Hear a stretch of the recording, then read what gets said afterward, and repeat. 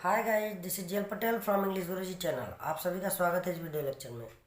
दोस्तों, यह चैप्टर चल रहा है ट्रांसफॉर्मेशन का, जिसमें हम पढ़ रहे हैं interchange of affirmative and negative sentence, यानी कि सकारात्मक वाक्यों को नकारात्मक वाक्यों में परिवर्तन। तो इसे पूरा सीखने के लिए अंत तक हमारे साथ बने रहें। अंत में कुछ एक्सरसाइज भी दिया जाएगा ताकि आप प्रैक्टिस कर सकें।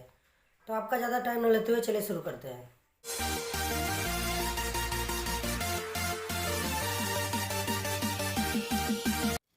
Interchange of affirmative and negative sentences. दोस्तों, पिछले वीडियो लेक्चर में हमने पढ़ा था interchange of affirmative and interrogative sentences. यदि आपने वो वीडियो नहीं देखा है तो डिस्क्रिप्शन में लिंक दिया गया है, वहाँ से जाकर देख सकते हैं। आज हम पढ़ने वाले हैं interchange of affirmative and negative sentences, यानी कि सकारात्मक तथा नकारात्मक वाक्यों का आपस में रूपांतरण। तो सबसे पहले हम देख लेते हैं अफर्मेटिव से नेगेटिव सेंटेंस में परिवर्तन करते समय सेंटेंस का मीनिंग चेंज नहीं होना चाहिए। इसके लिए फर्स्ट रूल है, अफर्मेटिव सेंटेंस से नेगेटिव सेंटेंस में परिवर्तन के लिए नॉट के साथ विलोम शब्द यानी कि अपोजिट वर्ड्स का प्रयोग किया जाता है। एग्जाम्पल देखिए, फर्स्ट है she is a good girl, वह एक अच्छी लड़की है। इसको नेगेटिव बनाना है तो हम बनाए हैं she is not a bad girl. हमने बताया नेगेटिव बनाने के लिए नॉट का प्रयोग करते हैं और गुड का अपोजिट वर्ड होगा बैड, तो हो जाएगा she is not a bad girl, वह एक बुरी लड़की नहीं है, अर्थात वह एक अच्छी लड़की है।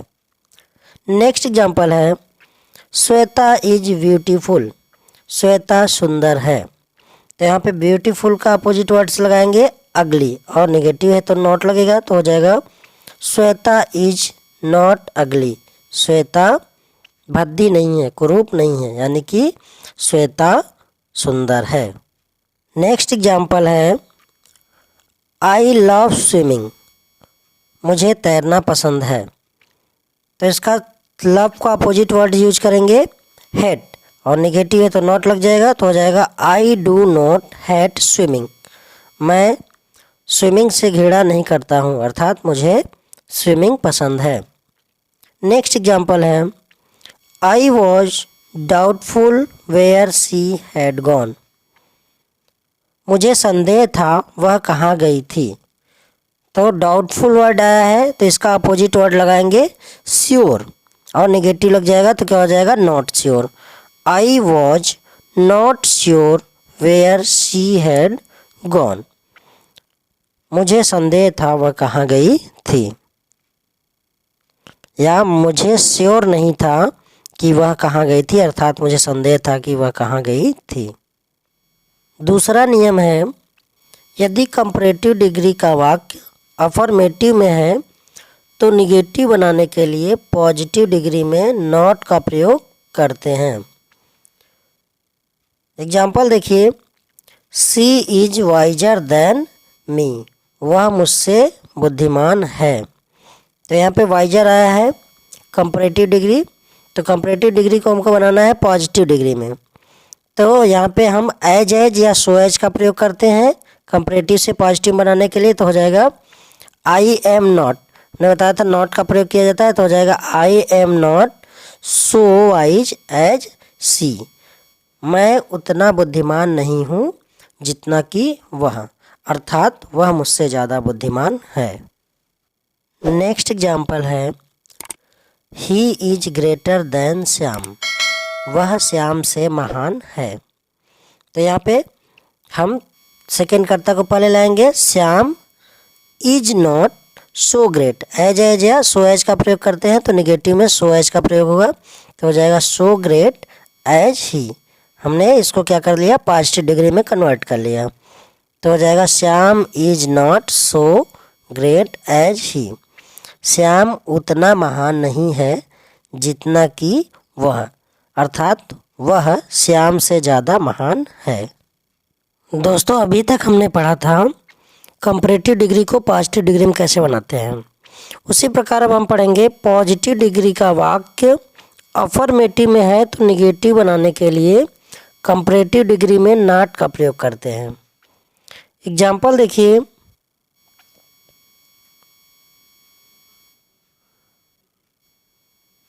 रेखा is as beautiful as Sheela. यह पॉजिटिव डिग्री है, एज का प्रयोग किया गया है, यानी कि रेखा उतनी ही सुंदर है जितनी शीला। तो इसको हम कंपैरेटिव डिग्री में चेंज करेंगे, निगेटिव बनाना है तो नॉट हो जाएगा, और कंपैरेटिव डिग्री का प्रयोग करेंगे मोर ब्यूटीफुल। देन का प्रयोग होता है कंपैरेटिव डिग्री में, तो हो जाएगा Sheela is not more beautiful than Rekha, यानी कि शीला रेखा से ज़्यादा सुंदर नहीं है, अर्थात शीला और रेखा दोनों एक समान सुंदर हैं। नेक्स्ट एग्जाम्पल है, Ravi is as intelligent as Sohan. Ravi उतना ही बुद्धिमान है जितना कि सोहन। तो इसका हो जाएगा Sohan is not more intelligent than Ravi. इसका मतलब है सोहन रवि से ज़्यादा बुद्धिमान नहीं है, अर्थात सोहन और रवि दोनों एक समान बुद्धिमान है। तीसरा नियम है, एज सुन एज वाले वाक्य का नेगेटिव बनाने पर एज सुन एज के स्थान पर नो सूनर प्लस देन का प्रयोग किया जाता है तथा इसके पश्चात हेल्पिंग वर्ब का प्रयोग करते हैं। सेंटेंस का फॉर्मेशन होगा no sooner plus helping verb plus subject plus main verb plus second clause, यानी कि जो दूसरा क्लॉज दिया गया हो। एग्जाम्पल देखिए, एज सुन एज आई सा the snake I ran away. तो जहाँ पे एज सुन एज का प्रयोग होता है, हमने बताया नो सूनर का प्रयोग होगा, उसके बाद हेल्पिंग वर्ब प्लस सब्जेक्ट का प्रयोग करते हैं प्लस मेन वर्ब का, उसके बाद वाक्य को पूरा करके देन का प्रयोग करते हैं, फिर सेकेंड क्लॉज लगाते हैं। तो हो जाएगा नो सूनर डिड, जहाँ पे डिड लग जाता है वहाँ पे मुख्य क्रिया का हमेशा फर्स्ट फॉर्म का प्रयोग करते हैं। तो हो जाएगा did I see the snake then I ran away. मैंने सांप को देखकर भाग गया। नेक्स्ट एग्जाम्पल है, as soon as she came I helped her. जैसे ही वह आई मैंने उसकी मदद की। तो हो जाएगा no sooner did she come then I helped her. जैसे ही वह आई मैंने उसकी मदद की।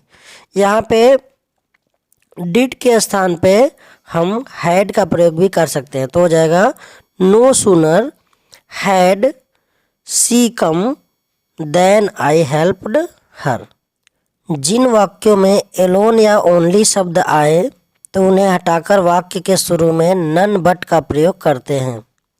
एग्जाम्पल देखिए, Meera alone got the gold medal. Meera ने अकेले गोल्ड मेडल पाया। इसका हो जाएगा none but Meera got the gold medal. किसी और ने नहीं बल्कि मीरा ने गोल्ड मेडल पाया। नेक्स्ट एग्जाम्पल है, only a fool could have done it. केवल एक मूर्ख ही इसे कर सकता था। तो हो जाएगा नन बट का प्रयोग करेंगे, none but a fool could have done it. कोई और नहीं बल्कि एक मूर्ख ही इसे कर सकता था। पांचवा नियम है, एडवर्ब टू को सो डैट कैन नॉट में बदलकर, यानी कि रिमूव टू, ये हमने पहले भी पढ़ा चुका है। तो एग्जाम्पल देखिए, अफर्मेटिव है, she is too poor to help anyone. वह इतनी गरीब है कि किसी की मदद नहीं कर सकती। तो इसका हो जाएगा सी इज, सो लगाना होता है, सो पुअर, फिर डैट का प्रयोग करेंगे, उसके बाद सी कैन नॉट का प्रयोग कर लेते हैं। तो हो जाएगा she is so poor that she can not help anyone. वह इतनी गरीब है कि वह किसी की मदद नहीं कर सकती। नेक्स्ट एग्जाम्पल है, her love was too deep to express in words. उसकी प्यार इतनी गहरी थी कि वह उसे शब्दों में बयां नहीं कर सकती थी। तो हो जाएगा हर love was so deep that she could not express in words। उसका प्यार इतनी गहरी थी कि वह उसे शब्दों में बयां नहीं कर सकती थी। छठा नियम है डिड नॉट फेल का प्रयोग करके भी अफर्मेटिव सेंटेंस को निगेटिव में बदलते हैं। एग्जाम्पल देखिए, अफर्मेटिव सेंटेंस है आई सा द ताज लास्ट ईयर। पिछले वर्ष मैंने ताजमहल देखा। तो हो जाएगा इसका I did not fail to see the Taj last year. मैं पिछले साल ताजमहल देखने में फेल नहीं हुआ, असफल नहीं हुआ, अर्थात मैंने पिछले साल ताजमहल देखा। नेक्स्ट एग्जाम्पल है आई रिकॉग्नाइज्ड साक्षी। मैंने साक्षी को पहचान लिया। तो इसका हो जाएगा I did not fail to recognise Sakshi. मैं साक्षी को पहचानने में असफल नहीं हुआ, अर्थात मैंने साक्षी को पहचान लिया। नेक्स्ट एग्जाम्पल है अफर्मेटिव का सेंटेंस है सी डिड इट। उसने इसे कर लिया। नेगेटिव हो जाएगा she did not fail to do it. वह इसे करने में असफल नहीं हुई, अर्थात उसने इसे कर लिया। सातवां नियम है अफर्मेटिव से नेगेटिव सेंटेंस बनाने के लिए नॉट के अलावा never, no, nothing, nobody, no one, nowhere आदि का प्रयोग भी किया जाता है। एग्जाम्पल देखिए, she always loves her country. वह हमेशा अपने देश से प्रेम करती है। तो हो जाएगा सी नेवर हेट्स हर कंट्री।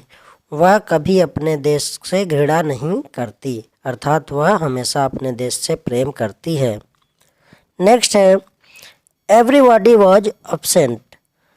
सभी लोग अब्सेंट थे। तो हो जाएगा नो बॉडी वॉज प्रेजेंट। कोई प्रेजेंट नहीं था, अर्थात सभी अब्सेंट थे। दोस्तों, नियम हमने आपको सरलतापूर्वक समझा दिया है। फिर भी यदि कोई डाउट है तो कमेंट करके पूछ सकते हैं। यहाँ पे कुछ एक्सरसाइज दिया गया है जिसे आप अपने से करेंगे। दोस्तों, अगर ये वीडियो पसंद आई हो तो इसे लाइक कर दीजिए और अपने दोस्तों को शेयर कर दीजिए ताकि वो लोग भी सीख सके। अगर आपने मेरा चैनल सब्सक्राइब कर लिया है तो इसके लिए बहुत बहुत धन्यवाद। यदि आपने मेरा चैनल अभी तक सब्सक्राइब नहीं किया है तो कृपया इसे सब्सक्राइब कर लीजिए और साथ में बेल आइकन का बटन भी दबा दीजिए ताकि आपको आने वाले वीडियो की नोटिफिकेशन